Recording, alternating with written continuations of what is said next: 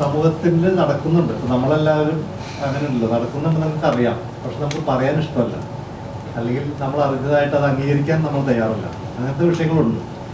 ഈ cinema handle ചെയ്യുന്നൊരു വിഷയം അതാണ്. ഇതൊക്കെ ഇവിടെ സംഭവിക്കുന്ന കാര്യങ്ങളാണ്. ഇതിൻ്റെ കഥയുമായി ഞങ്ങൾ ചില ആർട്ടിസ്റ്റുകളെ സമീപിച്ചപ്പോൾ, അത് സംസാരിച്ചപ്പോൾ അവരിങ്ങോട്ട് സിമിലർ ഇൻസിഡൻറ്റ് ഞങ്ങളോട് പറഞ്ഞു തരികയുണ്ട് പലരും.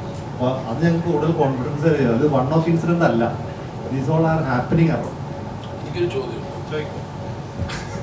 അല്ലേ, ഞാൻ കുറെ നേരം ചോദിക്കുമ്പോൾ വിചാരിച്ചതാ, ഷൂട്ട് കഴിയും ശേഷവും അല്ലല്ല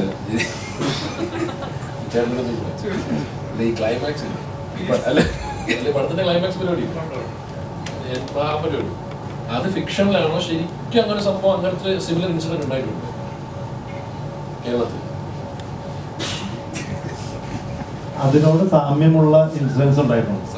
അല്ല, അത് എക്സാക്ട്ലി അവിടെ നമ്മൾ കാണിക്കുന്ന അല്ലെങ്കിൽ ആ സിനിമയിൽ എക്സാക്ട്ലി ഒരു സീനിൽ ഷൂട്ട് ചെയ്ത് വെച്ചാൽ അതേപോലെ സംഭവിച്ചിട്ടില്ല. ഉണ്ടോന്ന് അറിയില്ല, നമുക്കിപ്പോ എല്ലാം അറിയില്ല. പക്ഷെ അപ്രോക്സിമേറ്റ് ഇതിലും കടന്ന ലെവലുണ്ടായിരുന്നു. മറ്റ് ആർട്ടിസ്റ്റുകളോട് ചോദിച്ചപ്പം ഇതിൽ സിമിലർ ആയ ഇൻസിഡൻസ് ഉണ്ടെന്ന് പറഞ്ഞിട്ടുണ്ട്. അവരോട് ഇത് ചോദിച്ചപ്പോൾ അവരിത് അക്സെപ്റ്റ് ചെയ്യാതിരുന്നത് എന്തുകൊണ്ടായിരുന്നു എന്ന് പറയാൻ പറ്റും? ഇവരിലേക്ക് എങ്ങനെയാണ്? അല്ല, അങ്ങനത്തെ ഞാൻ ഈ മെയിൻ ആർട്ടിസ്റ്റുകളല്ലായിരുന്നു അത് ഇതിലല്ലാതെയും ചില ക്യാരക്ടേഴ്സ് ഉണ്ട്. അത് അവരുടെ സംഭവം നിങ്ങൾ പുറത്തു വരുന്നു.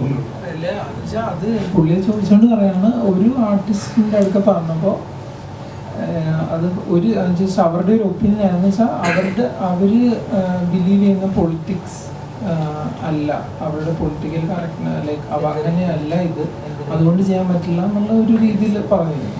അത് നമ്മൾ എല്ലായിടത്തും ചെല്ലുമ്പോൾ ഇവരോടൊക്കെ ചോദിക്കുന്നുണ്ട് നിങ്ങൾ ചെയ്യുമോന്ന്. അപ്പം പറഞ്ഞില്ല, ചിലർ ഇവരെല്ലാം പറഞ്ഞാൽ ഞാൻ ചെയ്യുന്നതിന് എന്താണെന്നാണല്ലോ അവർ പറഞ്ഞത്.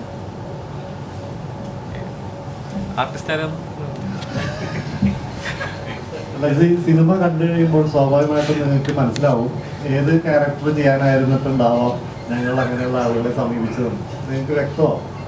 അത് ഗ്യാരണ്ടി.